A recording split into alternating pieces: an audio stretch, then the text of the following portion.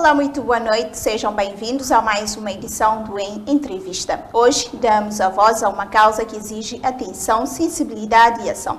A paralisia cerebral em Cabo Verde. São muitas as famílias que enfrentam diariamente desafios profundos na busca por inclusão, dignidade e também oportunidades para os seus filhos. A nossa convidada é a Teresa Mascarenhas, presidente da Associação Acarinhar, que há 18 anos tem desempenhado um papel fundamental na luta pelos direitos das crianças e jovens com paralisia cerebral. Boa noite, doutora Teresa. Gostaria de agradecer a sua presença por ter participado no nosso programa de hoje. Para começar, gostaria de saber como é viver com paralisia cerebral aqui em Cabo Verde. Boa noite, senhora jornalista. Boa noite, caros telespectadores. Para mim é um prazer enorme estar aqui neste programa e agradecer pelo convite. Em primeiro lugar, eu queria referir que a paralisia cerebral é uma condição neurológica que afeta exclusivamente o sistema nervoso, afeta a coordenação e a nível também muscular. Vivendo com a paralisia cerebral em Cabo Verde é um desafio constante, tendo em conta que na maioria do nosso grupo-alvo depende praticamente da mãe, a mulher sozinha a cuidar da criança. E por outro lado, a paralisia cerebral, tendo em conta as dificuldades motoras, essas crianças e esses indivíduos requerem respostas triplas, tendo em conta a situação da própria patologia. E como é a sociedade está preparada para incluir todas as crianças? Eu acho que ainda não. Apesar de muitas melhorias, apesar de haver leis em Cabo Verde, a nossa Constituição da República, Convenção sobre os Direitos das Pessoas com Deficiência e várias leis a nível da educação, a nível da saúde, a nível da inclusão social, mas ainda temos um longo caminho a percorrer.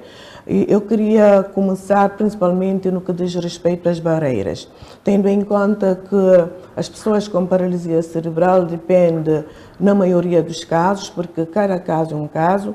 A Acarinhar normalmente trabalha com os casos mais críticos, que são os indivíduos que normalmente dependem dos terceiros, que vivem mais na solidão. Por isso que escolhemos o grupo mais difícil da paralisia cerebral, porque há vários níveis dentro da paralisia cerebral. Níveis que começam de 1 até 5. E nós trabalhamos, na maioria dos nossos utentes, pertencem ao nível 4 e 5, que são os casos mais críticos e que requerem mais apoio, que requerem mais atenção por parte da família e também por parte da sociedade em si. As barreiras são constantes, tendo em conta que, mesmo vendo as barreiras físicas, encontramos por todos os lados dificuldades na circulação. Os cadeirantes, principalmente os que usam a cadeira de roda, têm dificuldades de locomoção. Por além das barreiras físicas, arquitetônicas, também temos barreiras psicológicas, porque muitas das pessoas julgam que as pessoas com paralisia cerebral precisam apenas de uma atenção a nível da saúde, a nível do cuidado. Às vezes esquecem-se de que esses indivíduos precisam de ir para a escola, precisam de ir para sítios de desporto, de espetáculos e da inclusão no seu todo. Então é neste sentido que surgiu a Associação Acarinhar, para trabalhar neste sentido da sensibilização da sociedade em si, porque a sociedade tem de ser acolhedora. Uma sociedade que é acolhedora é aquela sociedade que tem condições para acolher todos, mas infelizmente ainda temos um longo caminho a percorrer, muitas barreiras a serem derrubadas. Como dizia o Papa Francisco, é preciso derrubar muros e construir pontes. É necessário criar condições para que as pontes sejam acessíveis para todos. E falando já na inclusão, as escolas estão preparadas para receber crianças com paralisia cerebral? Eu acho que não, porque Também na maioria das crianças com paralisia cerebral e jovens não vão para a escola. Não vão para a escola porque as escolas não estão preparadas, mesmo a nível fisicamente, não estão preparadas, cheias de barreiras. Não há um banheiro, por exemplo, uma casa de banho adaptada, que é para caso houver necessidade de adaptação, de mudanças de fraldas. Os professores também não estão preparados para lidar com a paralisia cerebral em si. Por além disso, e uma sala, uma turma com muitas crianças, com uma criança com paralisia cerebral, precisa de um professor de apoio, que não existe. Os materiais também pedagógicos têm de ser adaptados às realidades, porque cada caso é um caso e cada caso precisa de uma resposta específica. Portanto, nesta área da paralisia cerebral, ainda temos um longo caminho a percorrer. Apesar de muitas mudanças já foram feitas, existem alguns professores já capacitados e existe salas de recursos para apoiar as crianças e jovens com necessidades especiais, mas para a paralisia cerebral exige uma resposta diferenciada. Doutora, com todas essas barreiras que a senhora mencionou, quais são as medidas urgentes que devem ser implementadas? Eu acho que medidas urgentes é capacitar mais os técnicos, adaptar as salas, porque também nem todas as crianças têm condições para ir para uma sala de aula, mas deve haver outras alternativas, por exemplo, centros de acolhimento, onde essas crianças possam receber outras respostas, como nomeadamente na área da música, da dança, da pintura.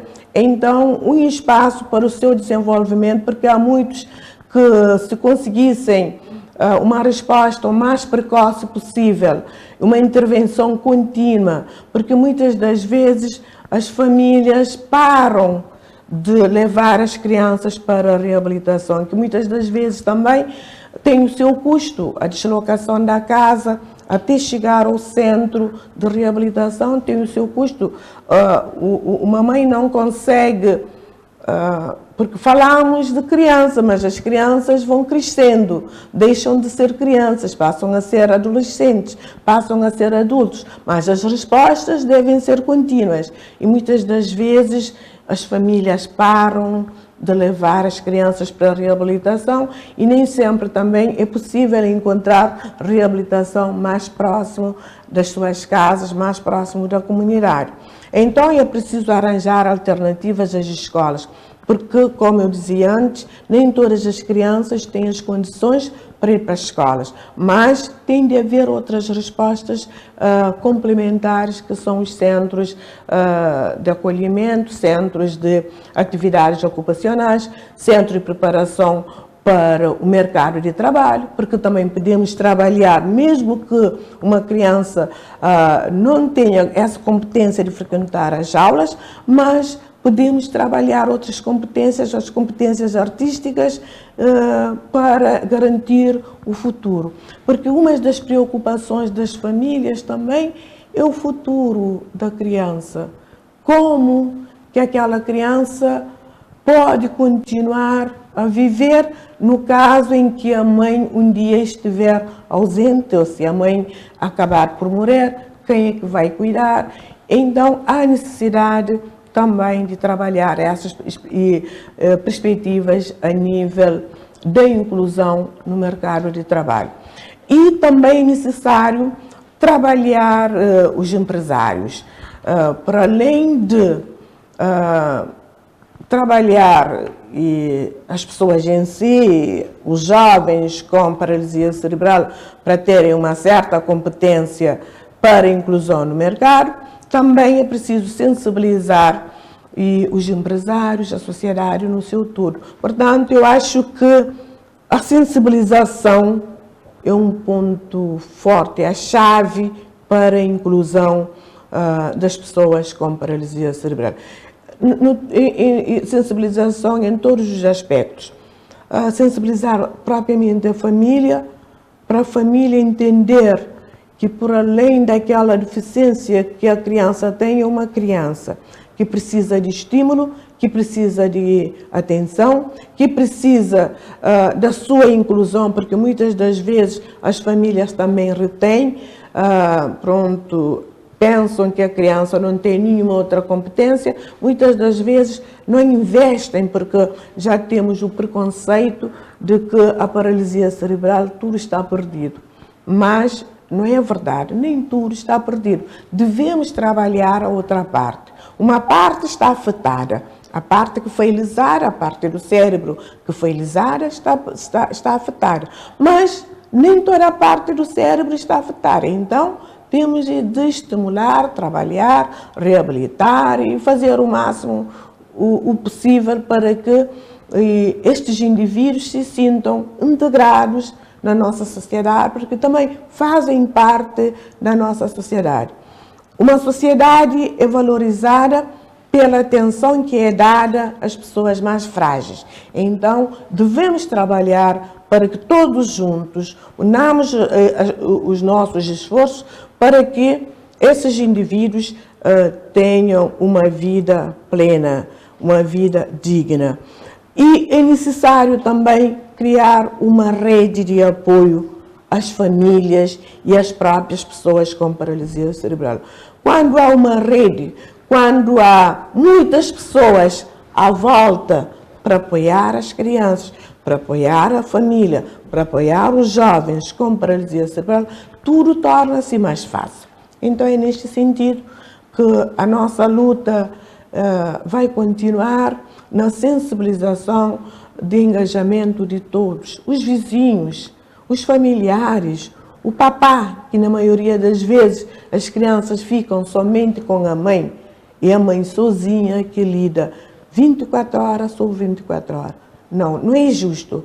O pai da criança também tem a responsabilidade. Os outros membros da família também têm as suas responsabilidades, porque muitas das vezes as mães começam a sentir-se cansadas, é o stress psicológico, é o cansaço psicológico, é a desmotivação, às vezes é propriamente uma instabilidade familiar.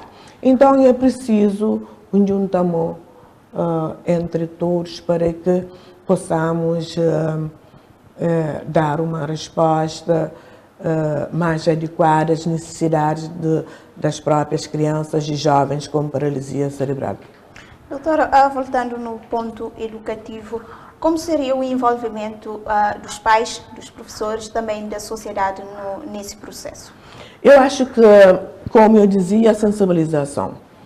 Motivar os professores, porque às vezes dizem, eu não tenho formação para trabalhar com as crianças com paralisia cerebral.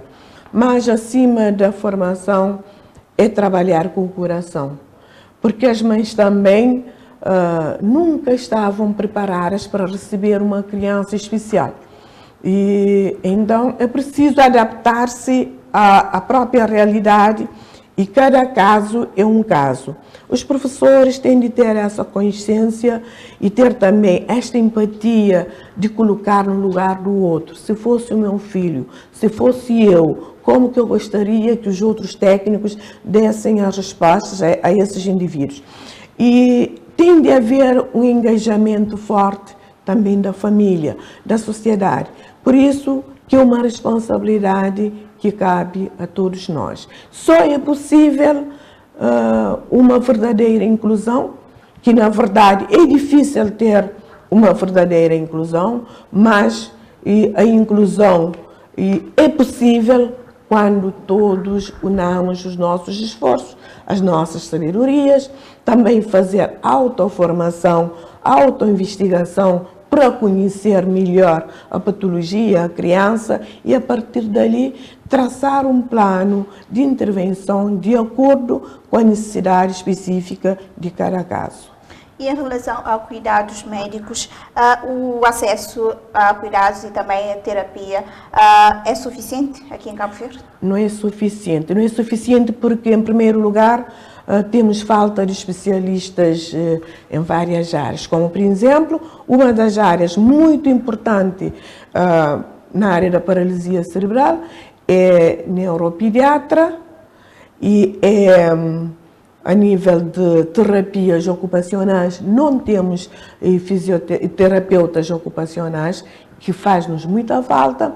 A nível da terapia da fala também temos um número insuficiente de técnicos e na maioria dos casos esses técnicos especializados estão a trabalhar nas clínicas e as famílias não têm recursos para fazer essas consultas, e essas consultas não é uma consulta, tem de ser terapias contínuas. Portanto, normalmente as consultas normais, quando uma pessoa sente-se uma dor ou qualquer indiferença, vai fazer uma consulta. Mas as terapias não, as terapias têm de ser contínuas. E no caso das crianças e dos jovens com paralisia cerebral, as terapias têm de ser ao longo da vida e por toda a vida.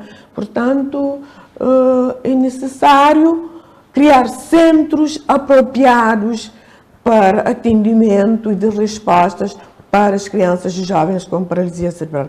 Nos outros países, há centros mesmo de atendimento com especialistas multidisciplinares para dar respostas a essas crianças e jovens com paralisia cerebral. E nós aqui em Cabo Verde ainda não temos estes centros, mas acreditamos que num futuro a meio prazo vai haver centro desse tipo, porque também há uma certa sensibilidade por parte do governo e as ONGs também estão aqui para trabalhar com o governo, para trabalhar com outros parceiros nacionais e internacionais, porque nós na área de paralisia cerebral recorremos muito a parceiros internacionais que têm experiência nesta área, porque nós somos os primeiros a dar o primeiro passo. E aqui em Cabo Verde não havia especialistas e técnicos, não havia experiências nestas áreas, então recorremos a especialistas internacionais para nos apoiarem, para nos orientarem, também para fazer capacitação dos técnicos, conferências, workshops com as famílias, assim sucessivamente. E que impacto a falta de recursos tem no desenvolvimento dessas crianças? Pois claro, quando as crianças não receberem as respostas devidas no momento exato, o tempo vai se perdendo. A possibilidade, o nosso cérebro vai perder essa capacidade de adaptar a outras realidades. Então as intervenções devem ser o mais cedo possível e devem ser intervenções contínuas. Quando não houver estas intervenções no momento exato, por exemplo, ao descobrir que uma criança tem dificuldades a nível muscular, que não consegue assegurar a cabeça, que não consegue sentar, que não consegue falar, é necessário de imediato começar a intervenção. Se não houver a intervenção no momento exato, esse tempo perdido vai se passando. E qual será o futuro desses indivíduos? O futuro é um futuro comprometido.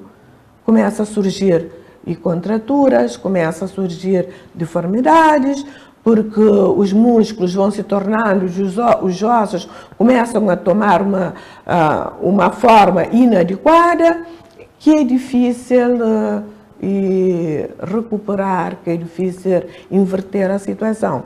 E o futuro é um futuro que nós não desejamos. Ter uma pessoa totalmente dependente e no final da vida com muitos sofrimentos, com dores e tudo mais. Então nós queremos que todo o tratamento seja feito no momento exato, na hora certa, para que o futuro seja o mais digno possível.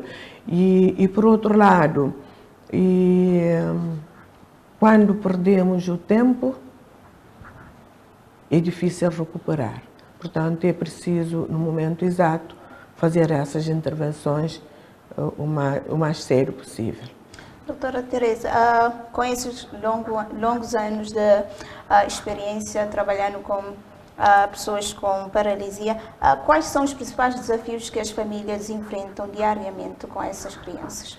Eu acho que desafios são muitos, porque na maioria das famílias com quem nós trabalhamos são famílias que, por vezes, a situação econômica é complexa, porque a deficiência traz a pobreza e a pobreza também traz a deficiência. Porque quando uma mãe tem uma criança com paralisia cerebral, a nível econômico, os custos são maiores. Os custos são maiores e, às vezes, há mães que deixam de trabalhar para poder cuidar do filho e, às vezes, os materiais não são adequados, as cadeiras, porque as crianças precisam de produtos de apoio, como cadeiras de rodas, próteses, órteses, são coisas que exigem muito dinheiro e uma cadeira adaptada é cara. Na maioria das vezes, as crianças utilizam cadeiras que não são adequadas, porque são as ofertas que recebemos. Normalmente, as ofertas que recebemos são ofertas de cadeiras normais. E, na maioria dos casos, utilizam-se cadeiras inadequadas.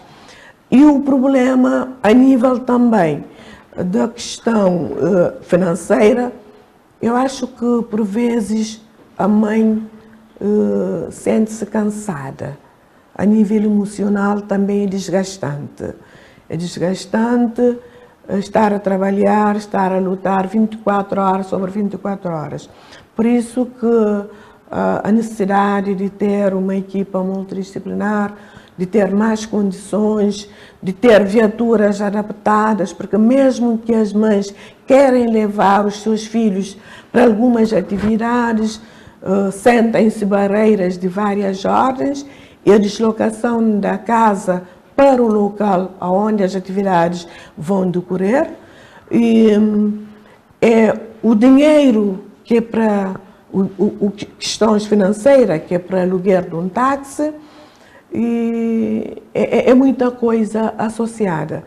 E então há desafios, mas também ao longo desses anos conseguimos também ver que é possível mudar a vida das crianças, dos jovens e também da família através da promoção de atividades, criar oportunidades para que esses indivíduos possam participar em várias atividades lúdicas, pedagógicas, culturais, artísticos, desportivos.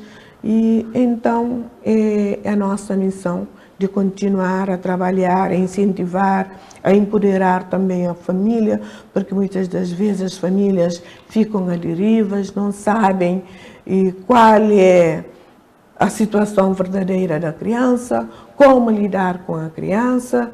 É todo um trabalho que deve ser feito para toda a comunidade no seu todo, porque a paralisia cerebral é uma condição complexa. Quem vive com esta situação também enfrenta uma situação complexa. É preciso ter suportes emocionais, financeiros, econômicos e mesmo a nível de adaptação habitacional, exige a adaptação da casa onde vive a criança, ter uma casa de banho adequado para poder prestar um serviço de higiene em condições, e há muitas valências que esta patologia exige, tendo em conta a especificidade própria da paralisia cerebral. Porque o sistema motor é o mais afetado, e a mobilidade e a coordenação motora também é muito afetada. Tudo isto temos de ter o outro componente externo, o ambiente externo, para reforçar a situação, a falta de força muscular e da mobilidade da pessoa com paralisia cerebral. Doutora, com todas essas dificuldades, o apoio de toda a sociedade é fundamental. Quais são o que o Estado pode fazer, não só o Estado, mas também a sociedade, as ONGs? Quais são os apoios que seriam mais eficazes? Mais eficazes é um juntamento, para que, na verdade, haja centros de acolhimento e centro de dia, porque nós não queremos ter um lar, porque queremos ainda que as crianças continuem na família, empoderar as famílias para poderem dar melhor resposta ao seu familiar, empoderar também os técnicos, os profissionais, mesmo os profissionais da saúde e da educação precisam de ter mais formações nesta área da paralisia cerebral para poderem dar uma resposta mais adequada a esses indivíduos e empoderar a sociedade também, porque é preciso um juntamento. E as empresas também têm um papel muito importante nesta área, que é a área da inclusão, e dentro da responsabilidade social que as empresas têm, e criar mais condições, apoiar mais as ONGs e também as famílias que têm filhos nessas condições.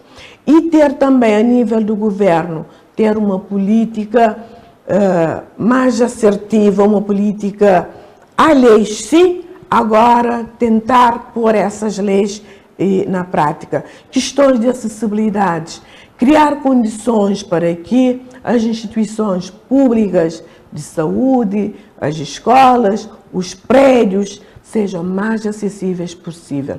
Porque quando há barreiras físicas também, por além das barreiras psicológicas, dificulta a inclusão. Uma sociedade inclusiva, quando a sociedade não tem barreiras, quer barreiras físicas, quer barreira a nível psicológico, a nível social, a nível emocional. Portanto, é preciso derrubar barreiras e criar pontes para que haja mais inclusão, para que, na verdade, esses cidadãos sintam-se parte integrantes da nossa sociedade e criar uma rede de apoio, porque todos nós juntos somos mais fortes. Se cada um fizesse um bocadinho, a inclusão é mais possível. Doutora, hoje em dia existe um preconceito em relação às pessoas com necessidades especiais? Ainda há, porque há muitas pessoas que acham que as pessoas com deficiência e a nível intelectual também não têm essa competência. As pessoas com deficiência são julgadas como coitados e precisam de esmolas e não de oportunidades. É isso que a Carinhar vem fazendo, tentando demonstrar que, na verdade, precisam de oportunidades e não de esmolas.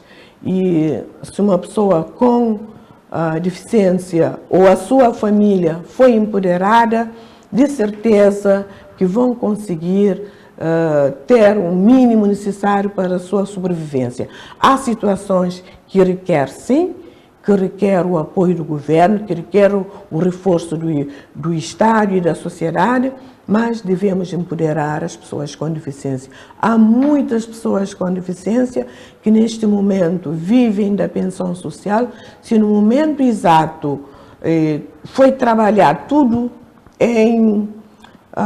com a continuidade, começar o mais cedo possível, a detecção, a intervenção precoce e preparar a educação, incluir essas crianças no jardim, nas escolas, ou então capacitação para o mercado de trabalho e também exigir que as empresas, ter uma cota da empregabilidade das pessoas com deficiência. Nós temos jovens com paralisia cerebral que, se fossem capacitadas, que se fossem orientadas, conseguem integrar o mercado de trabalho. E também, se o mercado de trabalho está sensibilizado e que o local do trabalho também está sem barreiras, é possível incluir essas pessoas da melhor forma possível. O que falta, na sua opinião, para que o sistema educativo, e não só, seja realmente inclusivo e também acessível para as pessoas com paralisia cerebral? Eu acho que capacitar os professores nestas áreas, ter os materiais também adaptados, porque os materiais têm de serem adaptados, os materiais pedagógicos. As salas de aulas também têm de serem adaptadas, eliminar as barreiras, construir rampas e, criar também nos professores e na sociedade a empatia de colocar no outro. Então, eu acho que para que haja uma verdadeira inclusão e trabalhar também a família tem de estar próximo para apoiar os professores, para partilhar as competências e também as fragilidades dos seus educandos. Então, e também a comunidade educativa tem de estar preparada, sensibilizar mesmo os colegas das escolas também, tem de ter esse espírito da inclusão, de que outro colega é um colega igual, que todos nós somos iguais, somos também diferentes, e aceitar a diferença, porque também essas diferenças é que faz valer a nossa sociedade. Se todos nós somos iguais, a nossa sociedade era muito pobre. Portanto, o que enriquece a nossa sociedade são as nossas diversidades. E então é possível incluir nas diversidades. Doutora, para finalizar, em que áreas as cooperações internacionais podem ser mais relevantes para reforçar o trabalho a acarinhar também outras associações que estão envolvidas nessa causa? Eu acho que a Acarinhar tem, desde o seu primeiro momento, recorremos à cooperação internacional. Como eu dizia antes, nesta área não tínhamos experiências, não havia outras instituições com experiência nesta área, teríamos que recorrer a algumas instituições que já tinham experiência na área, então recorremos às instituições internacionais, mas também recorremos aos parceiros também nacionais, aos colegas de trabalho e às instituições parceiras, e pronto, é um juntamento e só é possível fazer mais e melhor com a colaboração de todos, com a comunicação social também, que tem um papel muito importante nesta área da sensibilização. É necessário fazer constantemente grandes campanhas de sensibilização da sociedade no seu todo para que a inclusão seja efetivada no seu pleno. Doutora Teresa, gostaria de agradecer mais uma vez a sua presença aqui e também por esses esclarecimentos. Chegamos ao fim de mais uma edição do Entrevista. A conversa de hoje foi com a Teresa Mascarenhas, que mostrou-nos que viver com paralisia cerebral em Cabo Verde é ainda um grande desafio, mas também um espaço de esperança e superação, onde o trabalho de associações como a Acarinhar faz toda a diferença. Fica o apelo à ação, à empatia e à construção de uma sociedade mais inclusiva, onde todas as crianças e jovens tenham as mesmas oportunidades de viver com dignidade. Obrigada por nos acompanhar e até o próximo programa.